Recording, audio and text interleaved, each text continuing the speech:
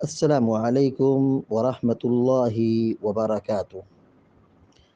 الحمد لله رب العالمين والعاقبة للمتقين والصلاة والسلام على أشرف الأنبياء والمرسلين نبينا محمد وعلى آله وصحبه أجمعين ومن تبعهم بإحسان إلى يوم الدين، أما بعد. فعن البراء بن عازب رضي الله تعالى عنهما قال قال رسول الله صلى الله عليه وسلم: إذا سجدت فضع كفيك وارفع مرفقيك. رواه مسلم۔ بلوغ المرام من ادلت الاحکام کی حدیث نمبر 236 ابھی آپ کے سامنے پڑھی گئی ہے۔ حدیث کے راوی مشہور صحابی سیدنا برا ابن عازب رضی اللہ تعالی عنہما ہے۔ برا رضی اللہ تعالی عنہ کی کنیت ابو عمارہ ہے۔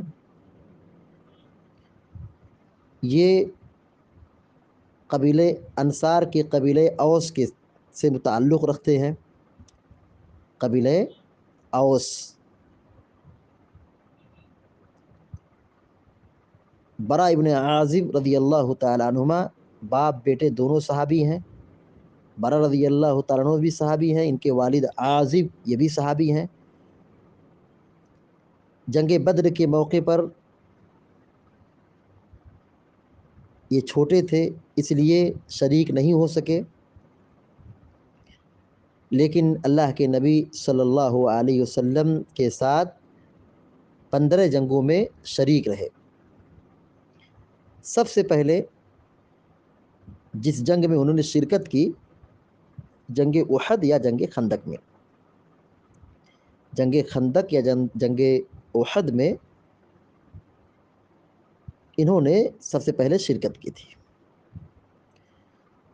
برا ابن عازب رضی اللہ تعالیٰ عنہ سے تقریباً 315 حدیثیں مروی ہیں۔ 315 حدیثیں مروی ہیں۔ سن 72 ہجری شہر کوفہ میں آپ کی وفات ہوئی۔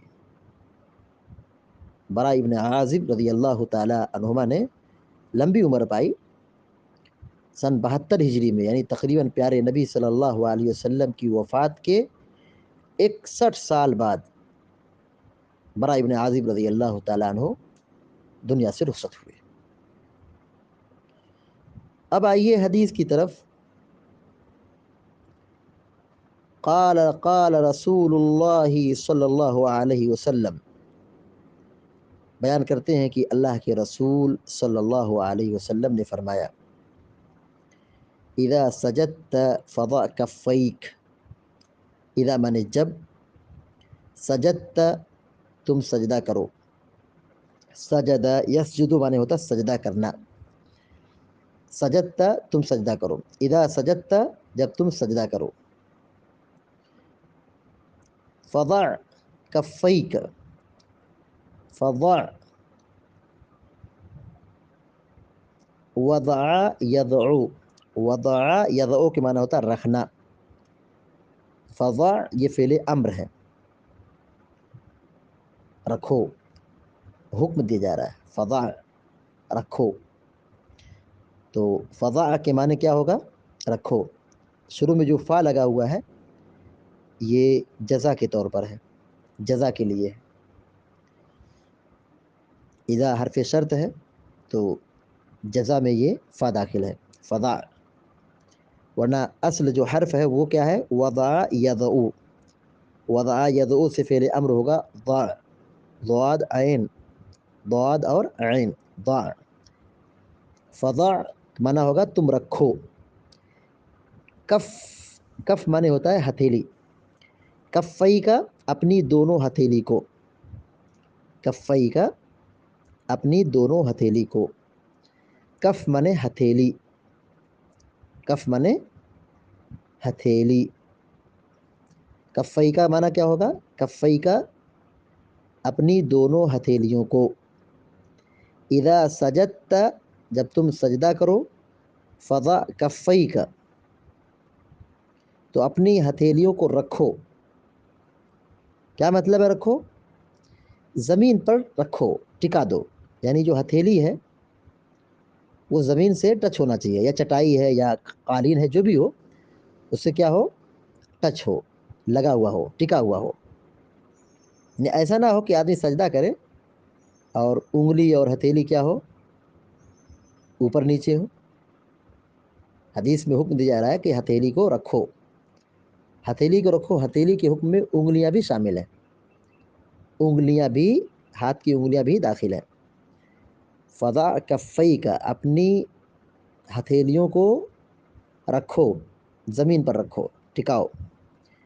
ورفع مرفقیک، ورفع، رفع یرفع سے فعل امر ہے، ورفع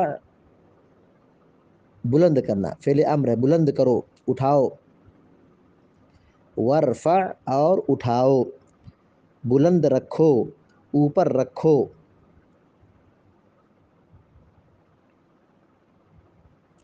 مرفق، مرفق معنی ہوتا ہے کہنی، مرفق معنی کیا ہوتا ہے، کوہنی. یعنی ہاتھ جہاں سے فولڈ ہوتا ہے اور نیچے ابھری ہوئی ہڈی ہوتی ہے اس کو کوہنی کہتے ہیں. یعنی وضو کے اندر جو ہاتھ دھلتے ہیں تو انگلی سے لے کر کے کوہنی تک دھلتے ہیں. تو ہاتھ کے اوپر جہاں ہڈی ختم ہوتی ہے اور ہڈی مڑتی ہے، فولڈ، جہاں ہاتھ فولڈ ہوتا ہے تو اس کو مرفق کہتے ہیں عربی میں، کوہنی. تو ہاتھ کو وضو میں کتنا دھلنا ہے، کوہنی تک دھلنا ہے. تو اسی کوہنی کے بارے میں کہا جا رہا ہے ورفع مرفقیک، اور اپنی کوہنی کو بلند رکھو. ورفع اور بلند رکھو، مرفقیک اپنی دونوں کوہنی کو، یعنی دائیں اور بائیں ہاتھ کی جو کوہنی ہے اس کو زمین سے اوپر رکھو. رواہ مسلم، مسلم شریف کی روایت ہے. حدیث کا ترجمہ دوبارہ دیکھیے. وعن البراء بن عازب رضی اللہ تعالی عنہما قال، حضرت برا بن عازب رضی اللہ تعالیٰ عنہما بیان فرماتے ہیں، قال رسول اللہ صلی اللہ علیہ وسلم، کہ اللہ کے رسول صلی اللہ علیہ وسلم نے فرمایا، اذا سجدت فضع کفیک، جب تم سجدہ کرو تو اپنی دونوں ہتھیلیوں کو رکھو، یعنی زمین پر ٹکا دو. ورفع مرفقیک، اور اپنی کوہنی کو اوپر اٹھا لو، اپنی کوہنی کو بلند رکھو.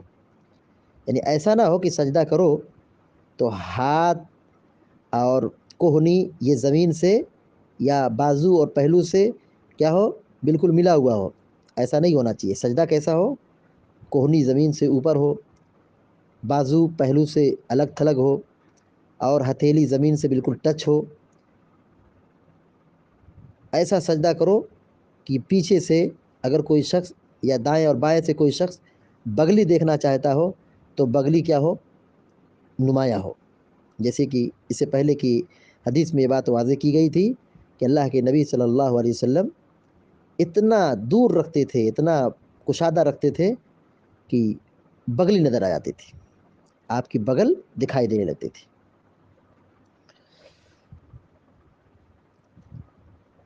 تو گویا کہ اس حدیث میں سجدہ کرتے وقت ہتھیلیوں کو زمین پر رکھنے اور کوہنیوں کو اوپر اٹھانے کا حکم دیا گیا ہے.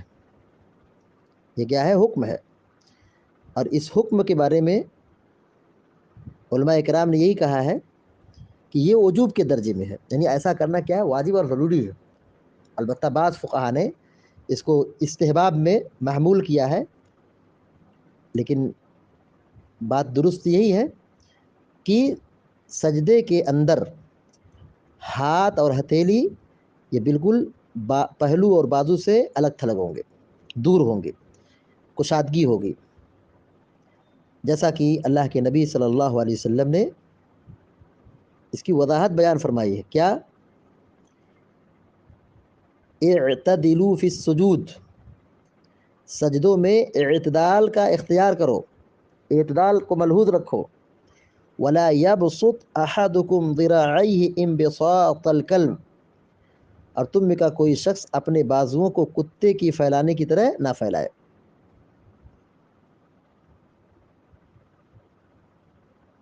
تو کوہنی کو زمین سے اوپر اٹھا کر رکھنا ہے اور انہیں زمین پر پھیلانا نہیں ہے، بچھانا نہیں ہے، کوہنی کو زمین پہ رکھنا نہیں ہے۔ اگر ہم زمین پر کوہنی کو رکھتے ہیں تو گویا کہ ہماری یہ کیفیت کیا ہے؟ کتے جیسی ہے، اور اس سے حدیث میں منع کیا گیا۔ صحیح بخاری اور صحیح مسلم کی روایت میں یہ ہے کہ وَلَا يَبْسُطْ أَحَدُكُمْ ذِرَاعَيْهِ انبساط الكلب، تم میں کا کوئی شخص اپنے بازوؤں کو کتے کے پھیلانے کی طرح نہ پھیلائے۔ تو سجدے کی کیفیت کیا بتلائی گئی حدیث میں؟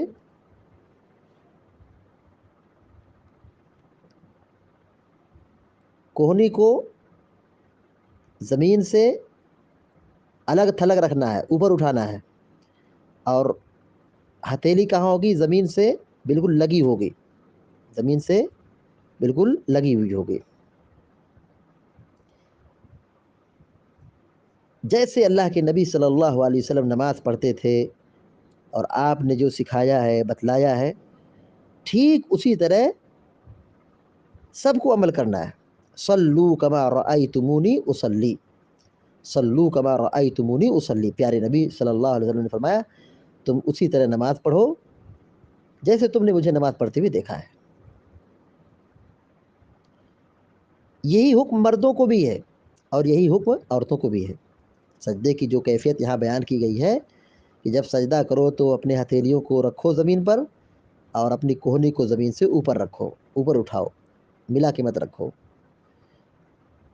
ایسا کسی بھی حدیث میں نہیں ہے کہ عورت سمٹ کر، چپک کر، لپٹ کر سجدہ کرے گی، کہ ہاتھ اور کوہنی اور سب بازو اور پہلو اور زمین سے بالکل لگا ہوا ہو، سمٹ کر بیٹھے گی، سجدہ کرے گی۔ ایسا کسی بھی حدیث سے ثابت نہیں ہے۔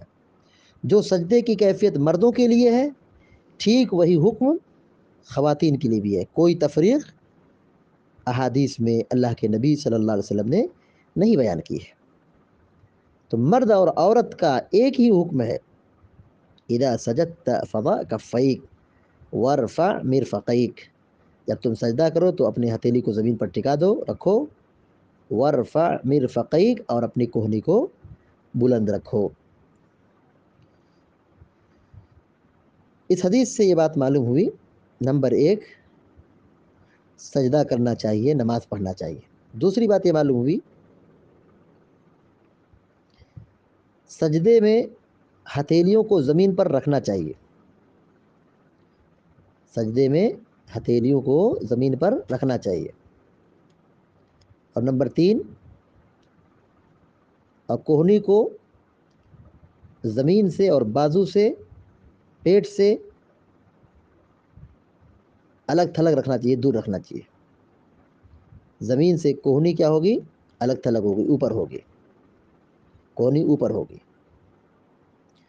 اللہ تعالیٰ سے دعا ہے کہ اللہ تعالیٰ ہم سب کو، آپ سب کو کہنے اور اس سے زیادہ عمل کرنے کی توفیق عطا فرمائے، آمین یا رب العالمین۔ وصلی اللہ علی نبینا محمد وسلم تسلیما کثیرا۔ السلام علیکم و رحمۃ اللہ وبرکاتہ۔